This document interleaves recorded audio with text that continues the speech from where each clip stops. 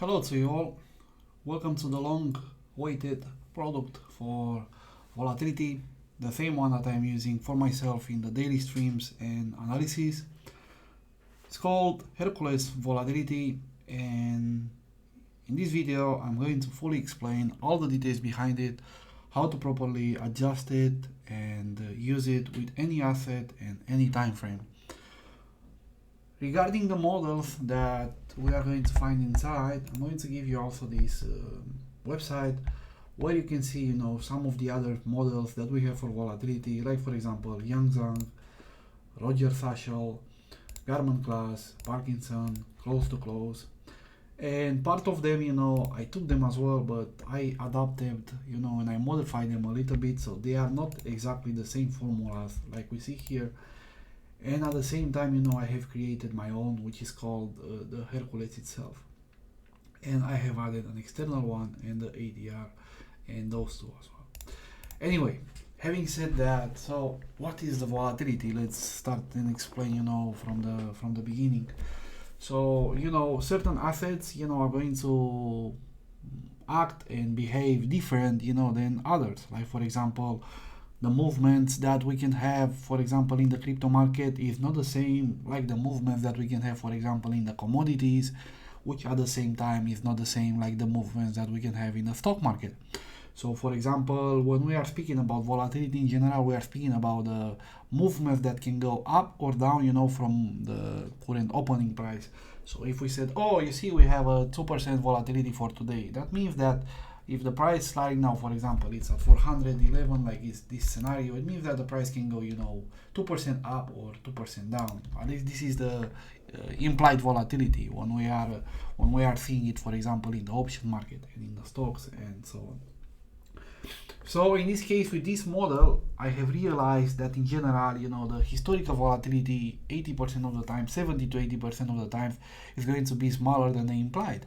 So what does it mean? So let's say, for example, the broker or the stock is telling you, we are going to have volatility of 5% for this week. But most of the times we are going to see a movement of 4% or 3%, so below this 5%. So having said that, let's go a little bit, in the parameters itself and explain them so we can have a better idea about this. Initially, we are going to start with the candle, and we will want to calculate from which point we want to see, these plots. So we want from the opening price or the previous close price, In general, I have found out that by using the opening price, we are going to get the best and the most accurate data. However, sometimes, for example, like with this scenario, like with this type of asset, we will have to wait, until the market opens in order to have this volatility. So in that case, what you can do is you can use the open for the more or less to have an idea about the probability that we are going to have. So in this case, we have a probability of 75%. And at the same time, we can use close. And in this case, we are going to get the values directly, for the top and bottom for this exit price that we have here. But like I said, the best it would be, to wait for the opening price, or you can go, with the candle before. Having said that in mind, so let's take a look, about what these parameters we are having here. So in general, I recommend, to apply it 2 times on the chart. The reason behind it is that first we want to see a minimum range and more or less an average maximum range.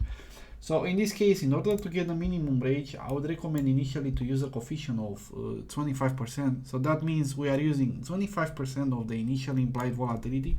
So we can see that initial implied volatility for today, it would be, for example, 1.6%, but I'm going to go with 25% of that. In this case, it's going to be 0.41.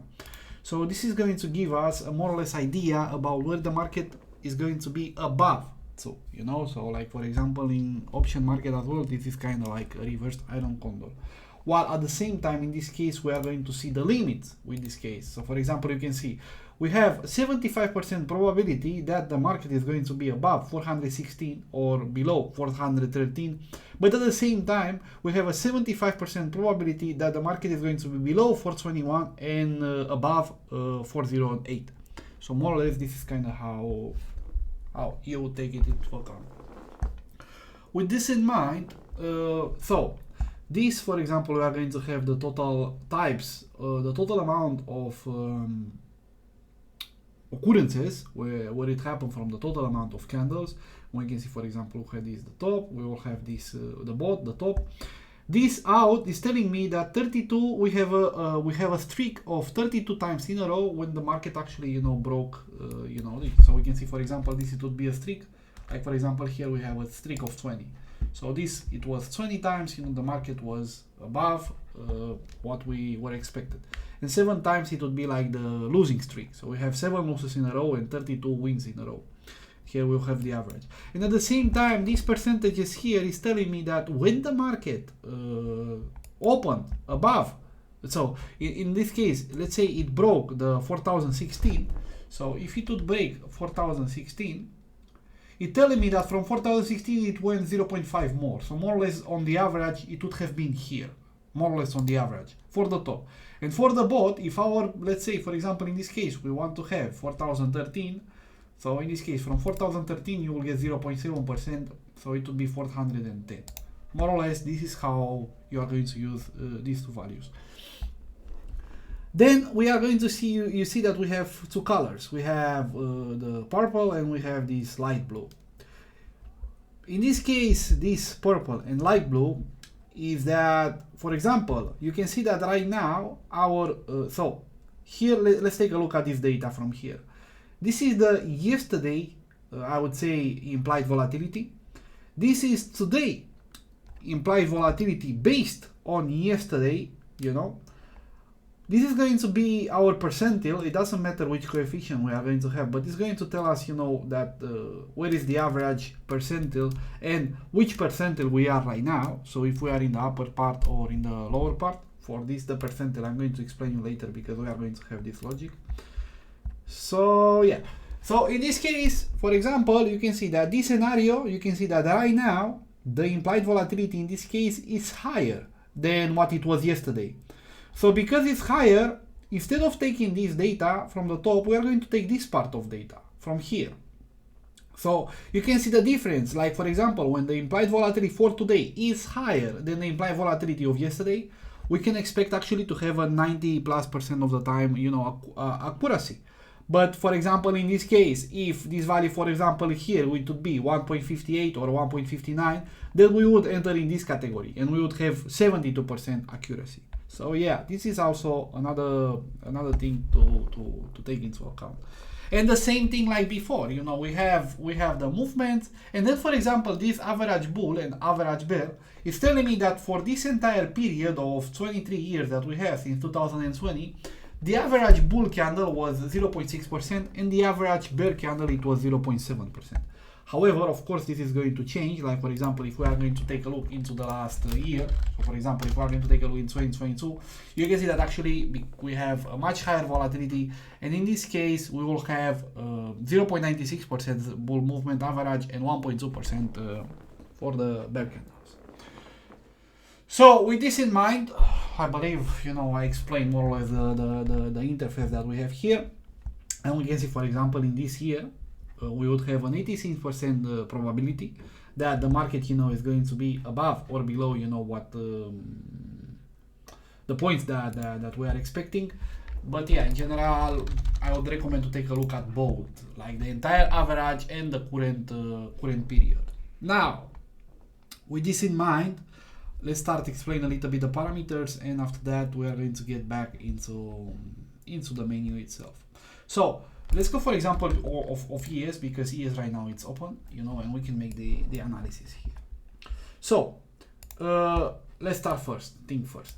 So this is the percentile input, and this percentile input is related with this percentile from here, and we are going to use it with this logic.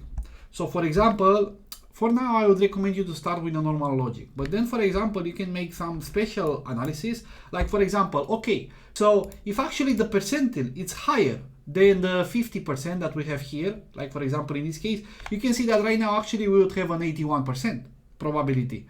But if we go with the normal logic, like, we don't care about the percentage, you can see that we would have a 78%. And at the same time, if we are going to go below the percentile and we will want to go, for this type of movement, you can see that actually it's going to be less than average. So this is kind of going to give you an idea about how the markets move based on the percentile where we are.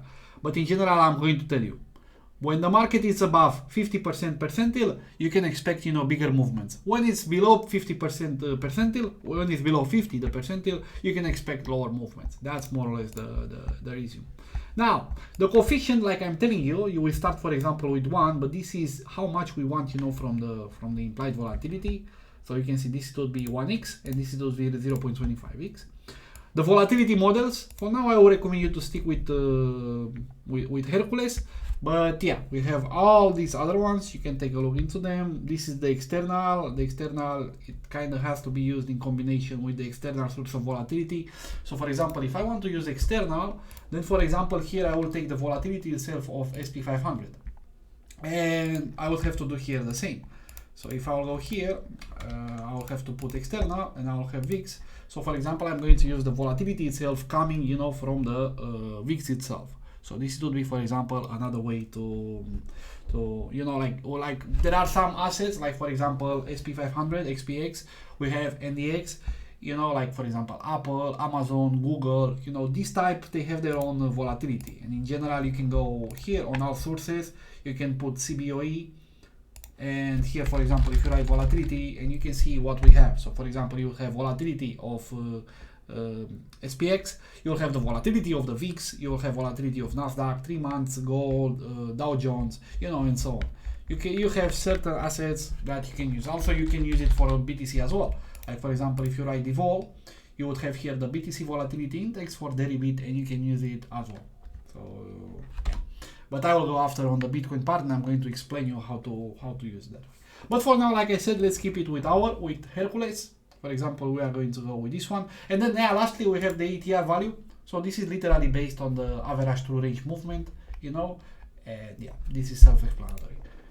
Like all of these others, they are more complex options, but I would recommend for now stick with those two. So as a length, in general, I like to take 21 because it represents a month. And in general, in a month, you have 20, 21, and 22 days of trading.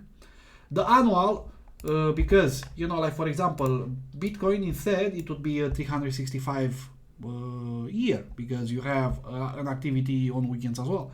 But for example, if you are going to trade futures, commodities, or stocks, or stuff like that, you only have 252 trading days. So you will have to adapt the market for this one. Then the time frame adaptation, like I said, like for example, in this case, we are using a daily, right? So you have 252 days. So we all want to use 252 days. But imagine, for example, now I want to use instead weekly. So if I want to go, for example, for a weekly volatility, then for example, I'll have to change here to 52 and 52 for both of them. So in this case, for example, now I would have the volatility, for the weekly. Let's say, for example, you want to use monthly. So for example, I will go with 12 and 12 if I would like to use monthly. So in this case, I'll have the value for the monthly volatility. So yeah, but now for now, I'm going to stick with 252 for the daily. So let's go on the daily. So here we are. With this in mind, what else do we have? So we have the logic, which I explained, which is going to be related with the percentage input, and of course we have the dates. Now let's make some case scenario. I'm going to make 2 case scenario. One when we have a normal market, like for example the stock market, and the other one like we have for the for the stock market, for the BTC. Yeah. So with this in mind, like I said, we want to use the normal logic. So let's go, for example, with the SP. So we can see that in this case, SP opened on 4,122, right? This is the opening price that we have for the XP. And we can see here, for example, as well, we have the open, and here we have as well open. So let's go with it. So what it's telling me is that 439 here and 4,104, more or less like this. So this is telling me that the price, it can be either here or it can be here. So the price is going to be either above or below, this, but no, I don't like these arrows. The price can be either here or either here, with, in this case, 78%. But for example, if I'm going to take a look into the last year, we can see that actually I have an 85% probability that this is going to happen. because of the very high chaotic movement that we have in 2022. So this is, for example, another way. And then at the same time, you know, we know this. So let me remove this for a moment. No, this. Yeah. At the same time, if we're going to take a look from this part, and I'm going to take a look into the, it's from here. So this is telling me, like, we have 4,187 and 4,056. Wow, 54, 56. So what it's telling me is that actually the price is going to be below this and this. So it's going to be between these areas. And for this, we are going to have, in this case, an 80% probability. So there is actually a 60% probability that the market is going to be either here or here. But yeah, there are multiple ways that you can use these points. So let's imagine, for example, you want to make some... let's imagine, for example, you want to make an option trade. So for example, I'm using the option strat. So we are going to optimize and we go for today for the SPX. For example, if I'll go for today, I'll go with directional movement, and in this case, for example, I want at least a 0.5242. So in this case, this is translate with $17. So for example, the way we can use it, so I'm telling him, it's telling me 4,140 and 4,105. So more or less something like this. So you see here is being sold at the 74% probability that the market is going to be either here or here. While in this case, for example, we know that actually if I'm going to take a look into the last year, we can see that actually I have an 85% probability. So if I will take this calculator, 225, divide by 70.75, and I'll multiply by actually the actual rate that we have right now, you can see that on average, if I will make 100 trades, I will gain 9.6%. But if you will take this initial one from here, how it's being sold, 225 by 70.75, and this I'll multiply actually with 74, how it's being sold, and now rest 25, you can see that actually each 100 trades we are losing $3.5, but this is not right. You can see by this calculation that actually our rate is going to be 85% for this here. So we are going to have this advantage. So this is one way to use it. The other one, for example, we saw it here. So we saw, for example, 4,185, 4,055. So now we are going to go 4,185 or 80 in this case, and so 4,185 and 4,060. Yeah. So for example, we can go with this one as well. So let's make a little bit of more. Now, for example, I'm telling, okay, so the market is going to be below these prices. So you can see that in this case, we don't have so big of an advantage. In this case, we have 81.3% probability that this is going to happen, and it's being sold as an 81. So for example, in this case, it's not so opportunistic to perform this trade because we don't have that big advantage. But still, if you will take, for example, 173 divided by 827, and this you will multiply by 83 minus 17, you can see that we are close to break even. So yeah, not so big advantage with this one. But this is one way, you know, that you can actually use it. So yeah, this is going to be the other part. Now, what did I want to do? Yeah, now let's take another advantage. Now let's take a look, for example, into BTC, and let's see, for example, another way to use this product. So let's go into the BTC USDT, and for example, like I said, in this case, I would like to take a look into the external, and for example, I will take a look into the DVOL. And now, instead of 21, I'm going to use 30 because we have 30 days in a month here because we trade every single day. The year is going to be 365. The adaptation is going to be 365 and 365 because we have 365 days in a year. So let's put the entire data available that we have, and for this one as well. So we want DVOL 21, 30, 365, 365, 365. So now Bitcoin is telling me that, for example, for today, but we can see when the market started, it started at 31,370, and it's telling me the market is going to be either above 31,600 or either below 3,100. So you can see in this case it started to be below 3100, and even this one is being broke. Even if it has an 80% probability, you can see that for today it's being broken, because it's telling me that actually the market is going to be between 30,250 and 32,500. So you can see that actually is below all of that. In general, for Bitcoin, I would recommend more to use the first model, this one with the explosion. And the way you would use it is that, so let's say for example we have an explosion one way or another. So in this case, for example, it would have been 31,000 the explosion, and the other one it would be 31,600. So the way you would use it, you are going to use for small opportunities, like for example, you will take from here to here, you would have more or less 1%, and from here to here as well, you will have like kind of 1%. You can see 0.9%. So as soon as you break this point, you will enter a short trade, and in this case, you are going to use the opening price as a stop loss, or you can use the top price, as a stop loss. Both of them are going to function. So yeah, that's like for example, I enter the short trade, and my stop loss is going to be on the top explosion part, because it's a lower probability. Once the market is going to go in one direction, probably it's going to continue to go in that direction. But not always, for example, you can have this type of candles that can fuck you up, but most of the times, it performs this case, at least 70% of the times.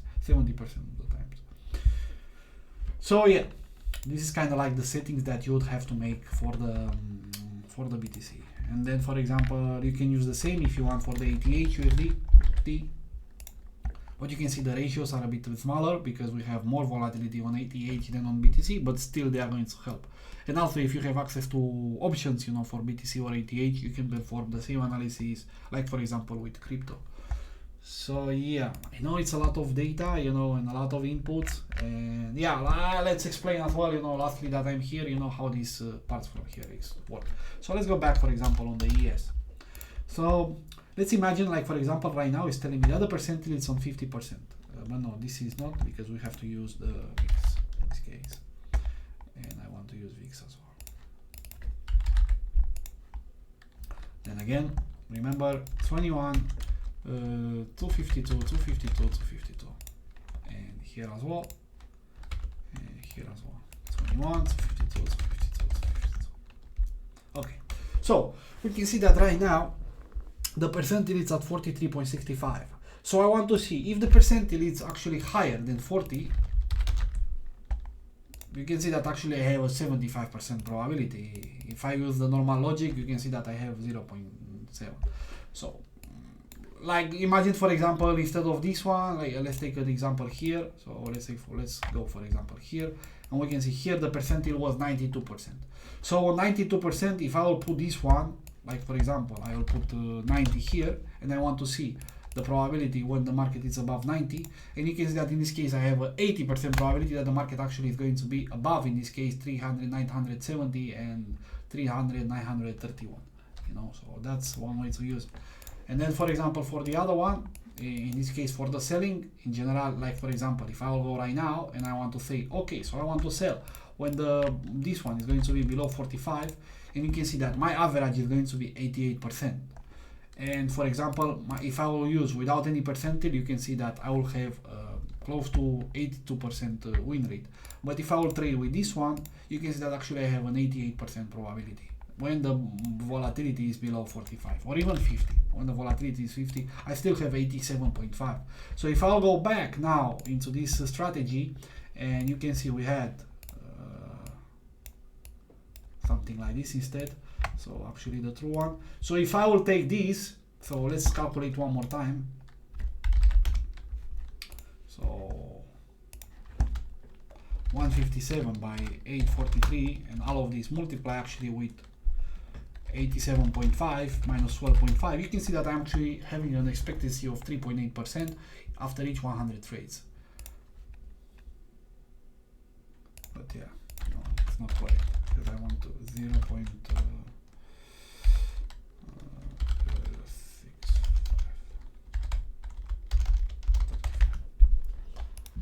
Yeah. So actually, I would have to go back with this one instead. Something like this instead. So 142 by 857, 0.65, maybe 75, minus 12.5, but yeah, you can see I still have a positive expectancy, but yeah, not the best, but yeah, I will still have a positive expectancy. So yeah, that's another way, you know, that you can use of how to use this one, or how to use the logic. So yeah. So yeah, I know it's a big video, but I fully recommend, you know, to take a look at all of it and understand it. At the same time, of course, if you have any questions, feel free to let me know. So yeah, this is volatility analytics. You know, it's going to be available with both Maximus and normal pack. You can find the details on traderlive.com. Okay, it's going to load. So yeah, this is going to be part both of Maximus and of stocks. Unfortunately, this website is not updated, but if I will take a look into TraderLive wiki, yeah, we can see that here it's updated, and actually here I have put it, you know, if I'm not mistaken. For the manual trading, we are going to have the volatility analytics. So yeah. So yeah, thank you all for watching, and yeah, like if you have any questions, you know how to get me, you know, and thanks for watching, and see you next time. Bye bye.